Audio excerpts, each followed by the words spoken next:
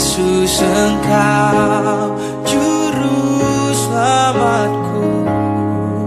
Dalam janji-Mu kemenanganku selamanya kan ku nyatakan. Shalom kawan, gimana nih kabar kalian di rumah? Semoga sehat ya. Sebelum kita mulai ibadah kita hari ini, mari kita berdoa. Tuhan Yesus, terima kasih Bapa untuk setiap berkat-Mu hari ini Bapa. Kau boleh pertemukan kami Tuhan, walaupun tidak secara langsung Bapa dalam ibadah kami, tapi kami yakin Yesus, Roh Kudus-Mu selalu ada di setiap hati kami ya Bapa. Kau berkati kami Yesus untuk mengikuti ibadah online ini Bapa, agar kami bisa fokus Tuhan dan tidak terganggu oleh apapun Yesus. Terima kasih Bapa, kami serahkan semua dalam tangan kuasa. Dalam nama Tuhan Yesus kami berdoa. Teman-teman, mari kita pujikan Mengalirlah.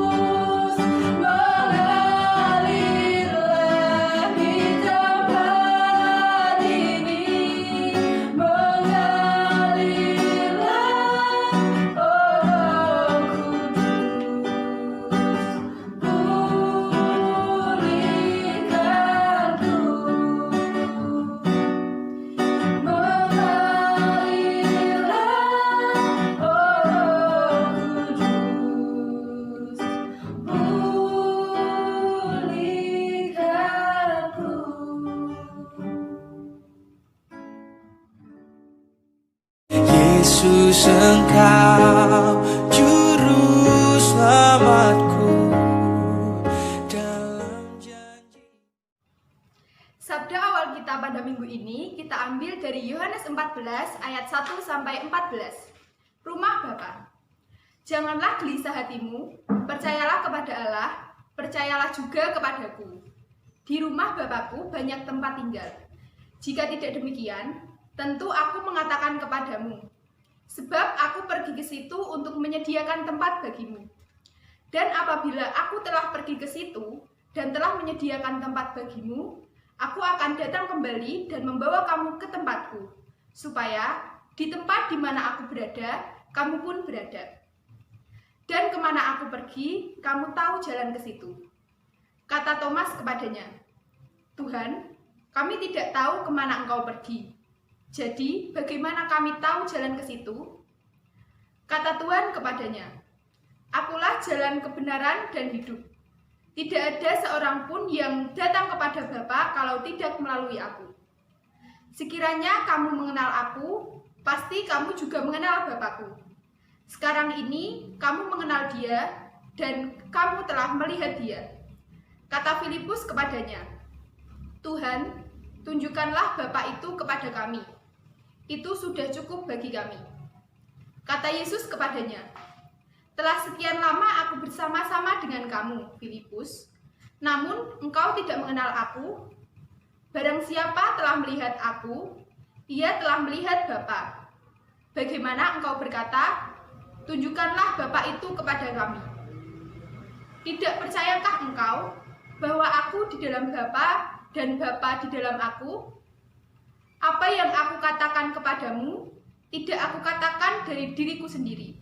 Tetapi Bapa yang diam di dalam aku, dialah yang melakukan pekerjaannya. Percayalah kepadaku bahwa aku di dalam Bapa dan Bapa di dalam aku. Atau setidak-tidaknya, percayalah kepada pekerjaan-pekerjaan itu sendiri. Aku berkata kepadamu, sesungguhnya barang siapa percaya kepadaku, ia akan melakukan juga pekerjaan-pekerjaan yang aku lakukan. Bahkan pekerjaan-pekerjaan yang lebih besar daripada itu. Sebab aku pergi kepada Bapa. Dan apa juga yang kamu minta di dalam namaku, aku akan melakukannya. Supaya Bapa dipermuliakan di dalam Anak. Jika kamu meminta sesuatu kepadaku dalam namaku, aku akan melakukannya. Amin. Yesus Engkau juru selamatku dalam janji. Untuk mengakui iman kita kepada Tuhan, mari kita mengucapkan 12 pengakuan iman Rasul. Aku percaya kepada Allah, Bapa yang Maha Kuasa, Khalik langit dan bumi, dan kepada Yesus Kristus, Anak yang tunggal Tuhan kita, yang dikandung daripada Roh Kudus, lahir dari anak darah Maria, yang menderita di bawah pemerintahan Pontius Pilatus, disalibkan, mati dan dikuburkan, turun ke dalam kerajaan maut. Pada hari yang ketiga, bangkit pula dari antara orang mati, naik ke surga, duduk di sebelah kanan Allah, Bapa yang Maha Kuasa, dan akan datang ke sana untuk menghakimi orang hidup dan yang mati. Aku percaya pada Roh Kudus, gereja yang kudus dan am, persekutuan orang kudus, pengampunan dosa, kebangkitan tubuh, dan hidup yang kekal. Amin. Untuk menyambut firman Tuhan, mari kita pujikan pribadi yang mengenal hatiku.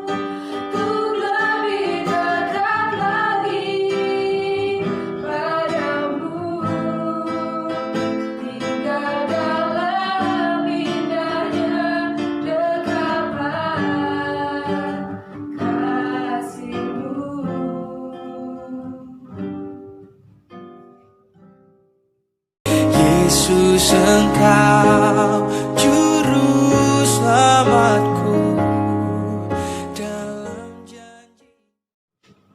Shalom saudara yang dikasih Tuhan. Kembali kita bersyukur sore hari ini karena kebaikan Tuhan yang boleh kita rasakan sampai saat ini. Dan sore hari ini kembali dalam ibadah online kita boleh menikmati berkat Tuhan yang luar biasa. Kembali sore hari ini kita akan belajar kebenaran firman Tuhan yang saya yakin dan percaya ini akan memberkati kita semua. Sebelumnya kita berdoa di dalam Tuhan. Bapa di surga, kami bersyukur mempunyai Allah yang luar biasa seperti Engkau. Allah yang senantiasa memberikan kekuatan dalam hidup kami. Banyak hal yang boleh kami rasakan, banyak hal yang boleh kami rasakan, banyak hal yang boleh kami nikmati sampai saat ini, dan kami percaya itu semua adalah karena kebaikan Tuhan di dalam hidup setiap kami. Terima kasih Bapa, kalau sesaat lagi kami akan bersama-sama merenungkan kebenaran firman-Mu. Bila firman yang akan kami baca, kami renungkan pada sore hari ini boleh memberkati setiap kami, menjadi berkat bagi banyak orang melalui hidup setiap kami. Terima kasih Bapa. Ucapan syukur doa kami hanya kami alaskan di dalam satu nama Tuhan kami, Yesus Kristus. Haleluya. Amin. Saudara yang dikasih Tuhan, kita masuk masa-masa yang saat ini mungkin banyak orang bilang masa-masa yang penuh dengan kesusahan. Banyak hal yang kita boleh alami sampai sekarang, itu pun kita merasa susah. Karena apa? Kita dalam keadaan di mana semuanya serba terbatas. Karena biasanya kalau malam seperti ini kita bisa berkumpul dengan teman-teman kita, tapi malam hari ini kita harus berpisah satu dengan yang lain dan menikmati kebaikan Tuhan di rumah kita masing-masing. Nah, akhir zaman, saudara yang kasih Tuhan, itu dipenuhi dengan hal-hal yang sepertinya itu tidak mendukung kehidupan kita. Ya, banyak anak-anak Tuhan yang akhirnya mereka lari dari Tuhan karena kehidupan mereka yang merasa terhimpit, kehidupan mereka yang merasa tersisih, kehidupan mereka yang penuh dengan hal-hal yang mereka takutkan dan khawatirkan. Banyak masalah yang dialami oleh anak-anak muda. Yang paling banyak terjadi adalah masalah jodoh. Nah, kita percaya jodoh ada yang atur. Tuhan sudah menyediakan bagi setiap kita. Tapi satu hal yang akan saya bagikan pada sore hari ini, saudara yang kasih Tuhan, bagaimana kehidupan kita di dalam Tuhan adalah harus berubah. Jadi, tema khotbah malam hari ini adalah berubah dan berbuah. Kita akan baca bersama-sama dari Mazmur 92 ayat ke-15. Tuhan katakan seperti ini. Pada masa tua pun mereka masih berbuah, menjadi gemuk dan segar, untuk memberitakan bahwa Tuhan itu benar, bahwa Ia gunung batuku dan tidak ada kecurangan padanya. Amin. Tuhan sebenarnya memanggil dan menyelamatkan kita dengan satu tujuan, supaya kita mempunyai kehidupan yang berbeda dengan orang di dunia ini. Tetapi seringkali kita dapatkan justru anak-anak Tuhan hidup sama persis dengan dunia ini. Mereka melakukan hal-hal yang disenangi oleh dunia. Mereka melakukan hal-hal yang ternyata itu menjadi kesukaan bagi dunia. Tetapi catat, itu tidak disukai oleh Tuhan. Nah, dengan demikian, ternyata kebenaran kita itu nantinya akan berdampak dan menjadi kesaksian bagi kemuliaan nama Tuhan. Saya memberi kisah seperti ini, saudara. Ada teman saya itu mempunyai kesukaan menanam sesuatu. Nah, suatu saat dia membeli buah mangga. Dengan kata lain, dia ingin menanam mangga untuk nantinya dijadikan pohon yang bisa berbuah lebat. Nah, suatu saat pohon itu mulai tumbuh, saudara. Kemudian diberi pupuk. Ketika daunnya tidak hijau, diberi vitamin supaya hijau. Sehingga pohon itu yang tadinya biji, tumbuh, subur, berubah, saudara. Tadinya biji, berubah menjadi pohon mangga yang subur, batangnya kuat, ya, masuk dalam tanah, akarnya kuat, saudara. Tiba-tiba, suatu saat orang bilang seperti ini, wah, pohon mangganya apik ya, daunnya lebat, daunnya bagus, hijau semua. Nah, yang jadi pertanyaan adalah, dia berubah atau tidak? Jawabannya, dia berubah. Yang tadinya biji menjadi batang, ada dahan, pohon mulai tumbuh, daunnya hijau, bagus. Kira-kira berhenti sampai di situ nggak teman saya? Tidak. Dia berharap tidak hanya sekedar daun-daunnya saja yang lebat dan orang bilang begini, wah bagus ya pohonnya itu, daunnya lebat, makanya bagus ya, daunnya lebat. Bangga nggak? Tidak ada bangga sama sekali saudara. Ya, pohon tumbuh, kemudian dahannya mulai tumbuh apa? Daun lebat. Satu harapan yang dipunyai oleh teman saya adalah dia harus berbuah. Tidak hanya sekedar berubah, tadinya biji berubah menjadi pohon besar, tapi tidak berbuah. Apa yang dilakukan teman saya ketika dia tidak berbuah, pohon tersebut pasti akan ditebang, diganti dengan yang baru. Dengan kata lain, dia harus berbuah. Nah, saudara yang dikasih Tuhan, kata berbeda dengan dunia ini, bila mana ada perubahan hidup yang benar-benar nampak, yang bisa dilihat orang lain dengan ditandai oleh buah-buah roh. Jadi, dalam Matius 3 ayat 8 dikatakan seperti ini, jadi hasilkanlah buah yang sesuai dengan pertobatan. Jadi, sekali lagi, tidak ada alasan sebagai anak Tuhan, khususnya anak muda, hanya berubah. Tidak cukup saudara, tetapi Anda harus berbuah. Buahnya seperti apa? Kalian bisa membagi berkat dengan orang lain. Kehidupan kalian menjadi berkat bagi orang lain. Kalau hidup kalian sama dengan dunia, apa artinya? Perubahan tidak berarti saudara, tapi buah yang Anda hasilkan itu yang menjadi pokok. Apakah Anda bisa berbuah atau tidak? Banyak anak Tuhan dikatakan seperti ini, loh, aku sudah jadi panitia Natal, aku sudah aktif di gereja, aku sudah ibadah rutin, ya, persembahan saya banyak, tetapi hidupnya tidak berbuah. Ada kesombongan, ada hal-hal yang dikerjakan tidak untuk Tuhan, tetapi untuk teman-temannya, untuk manusia. Tidak ada artinya saudara. Tuhan inginkan hidup kita itu berubah dan berbuah. Nah, saudara yang dikasih Tuhan, mengapa setiap orang harus berubah dan berbuah? Seorang Kristen, ya, catat, seorang Kristen dapat dikatakan berubah apabila karakternya juga berubah. Banyak anak Tuhan kita temui, mungkin teman kita, bahkan kita sendiri saudara. Kita mengatakan, aku sudah berubah kok. Nah, yang kemarin saya mungkin tidak menyapa orang tersebut, saya sekarang menyapa. Keterpaksaan saudara, buahnya tidak ada. Ya, berubah dan berbuah menjadi satu kesatuan yang utuh yang nantinya akan menyenangkan hati Tuhan. Seorang Kristen dapat dikatakan berubah apabila karakternya juga berubah. Dalam 1 Korintus 13 ayat 11, Tuhan katakan seperti ini.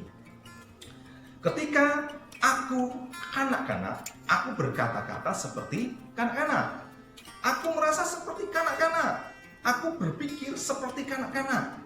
Sekarang sesudah aku menjadi dewasa, aku meninggalkan sifat kanak-kanak itu.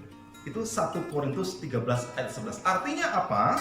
Berubah berarti bergerak menuju ke arah Kristus dengan meninggalkan sifat kanak-kanak kita dan tubuh menjadi dewasa secara rohani. Nah, saudara yang dikasihi Tuhan, mau nggak kita diubah oleh Tuhan? Tentunya mau. Mau nggak kita berbuah untuk Tuhan? Mau. Tuhan inginkan kita tidak hanya sekedar berubah, tapi Tuhan inginkan kita berbuah. Nah, saudara yang dikasihi Tuhan, sekali lagi, hidup kita tidak lama. Hidup kita singkat. Masa mudamu kalau dihitung mungkin nggak nyampe 20 atau 30 tahun saudara. Masa-masa seperti itu harus Anda nikmati dengan segala ucapan syukur yang ada dalam kehidupan kita semua. Nah, saudara yang dikasihi Tuhan, sekali lagi Tuhan inginkan dalam hidup kita adalah hidup yang senantiasa dalam kebaikan Tuhan. Hidup yang senantiasa menikmati kasih karunia Tuhan yang luar biasa. Karena itu kalau kita nikmati dengan kebaikan Tuhan, saya percaya kita tidak hanya sekedar berubah, kita pasti akan berbuah di hadapan Tuhan. Jadilah anak-anak Tuhan yang senantiasa menjadi berkat bagi teman-teman kita. Jadilah anak-anak Tuhan yang senantiasa menjadi berkat bagi orang tua kita. Tentunya jadilah berkat bagi orang-orang di sekitar kita. Kita tidak diinginkan oleh seperti dunia sama Tuhan. Jangan sampai kita serupa dengan dunia ini, tapi kita harus berubah menjadi anak-anak yang secara fisik mungkin kita semakin bertumbuh dewasa, tapi catat juga iman kita juga harus bertumbuh secara dewasa. Saudara yang kasih Tuhan, malam hari ini kita diingatkan sebuah kisah yang luar biasa. Suatu saat Tuhan Yesus melihat sebuah pohon ara, saudara. Sebuah pohon ara, suatu saat dia lihat, Tuhan Yesus lihat, kemudian datang melihat pohon tersebut. Siapa tahu ada buahnya, gitu ya. Tapi pada waktu ternyata tidak musim buah ara, saudara. Tapi Tuhan Yesus datang ke sana dan siapa tahu ada buahnya. Ketika sampai di sana ternyata tidak didapatkan satu buah pun dalam pohon ara tersebut karena tidak musimnya. Tapi Tuhan bilang apa? Kamu tidak berbuah. Kamu harus apa? Kamu harus dikutuk, dikatakan seperti itu. Kutukan Tuhan datang, saudara. Pohon ara itu mati. Pohon ara itu kering, layu, akhirnya mati. Artinya apa? Tuhan menginginkan kita berbuah di segala musim. Tuhan tidak inginkan kita berbuah hanya musimnya saja, saudara. Ketika kita berbahagia, ketika kita bersuka cita, ya, ada uang, ada teman yang baik, kita baru berbuah, wah, menjadi berkat bagi banyak orang. Tetapi kita ada masalah, kita tidak bisa berbuah, kita tidak bisa menjadi berkat. Tuhan katakan, berbuah di segala musim. Selama kehidupan kita, bila kita senantiasa menjadi berkat bagi banyak orang. Kehidupan kalian, kehidupan yang singkat ini, mari kita isi. Mari kita biarkan hidup kita tertuntun oleh firman Tuhan.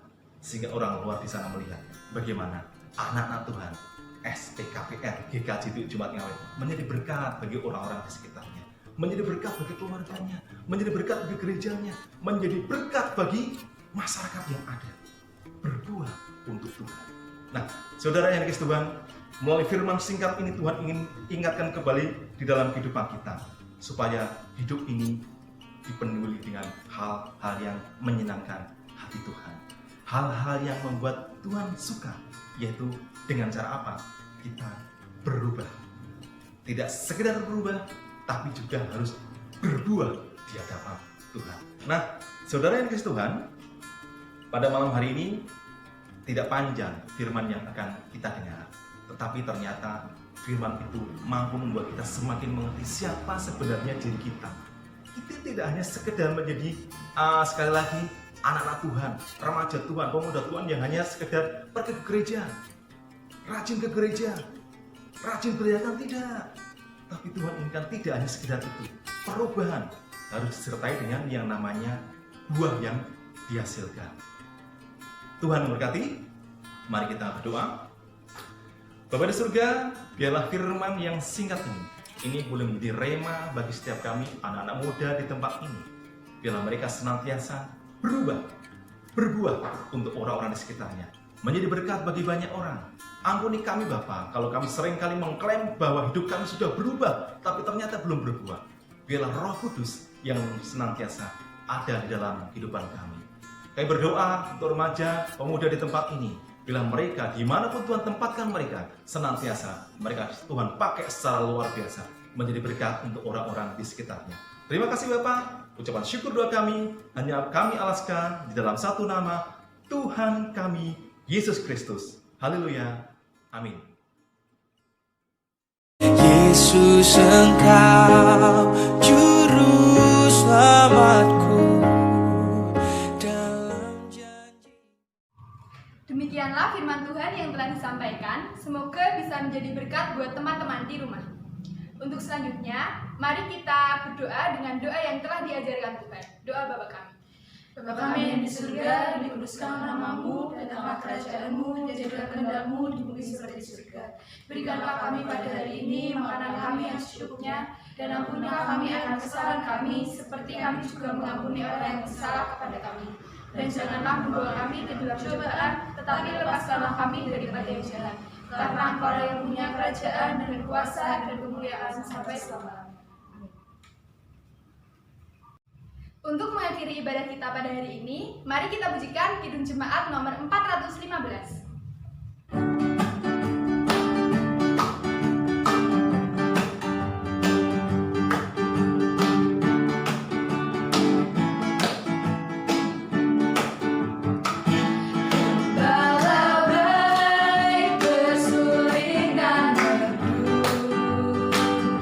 Memimpin aku pada ajaran.